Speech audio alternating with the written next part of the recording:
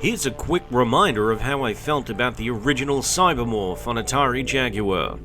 It really is a disgustingly underrated and bizarrely maligned game. So, now that I can cover Jaguar CD reviews, you can bet the first game I tried on the CD platform was Battlemorph. Combining the original game's sense of adventure and action with some satisfying new gameplay of its own, I was soon to find out that it is indeed a great showcase for what the Jaguar CD can do.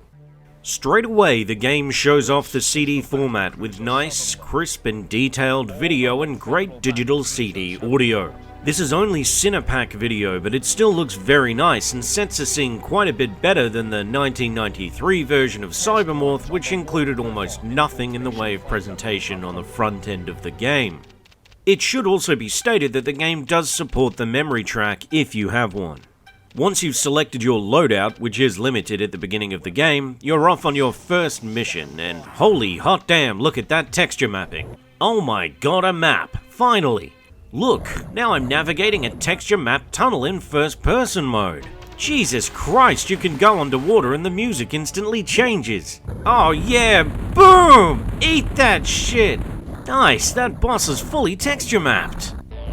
And so on and so forth, you get the idea. Attention to detail really lived up to their name with Battlemorph. There are so many extra things crammed into this game that it really exemplifies what a sequel should be all about.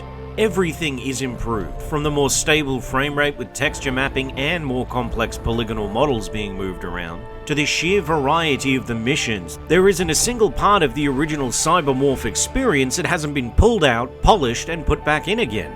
Although going underwater is really just a trick where you're being teleported to a different place altogether, the transition is so seamless you don't even notice the game having to load. The illusion is perfect. The music changing is one of the things that really makes this transition work as well as it does, and to mention the presentation angle again, the soundtrack is really great. It's a little bit better than Highlander, isn't it?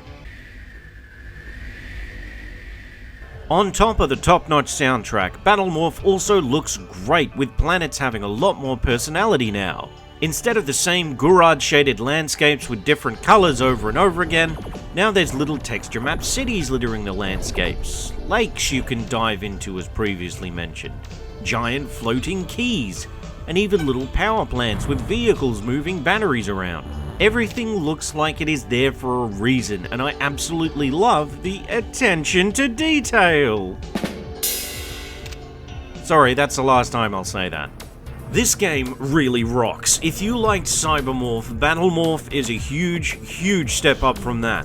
I love the Sean Connery sound-alike narrating the intermission screens, Skylar being much less invasive. There's also an abundance of options for control and audio levels. The amazing map system makes it really easy to keep track of where you need to go on each stage. The level of variety has been improved over Cybermorph, the presentation is top-notch, and the overall feel of controlling your War Griffin is just elevated so much over the last game it cannot be overstated. Literally the only thing I didn't like about Battlemorph while I was playing it was that sometimes the game overuses teleporters which do something and take you somewhere, but it's never quite clear what you just did or what you need to do next. Fly around for a while and you generally just find a key floating either above ground or underwater, but even the great hint system doesn't really help much in these cases. However, if that's the only thing I can complain about with Battlemorph, then in my opinion, that makes it a must-have Jaguar CD title and an excellent achievement. Mission completed.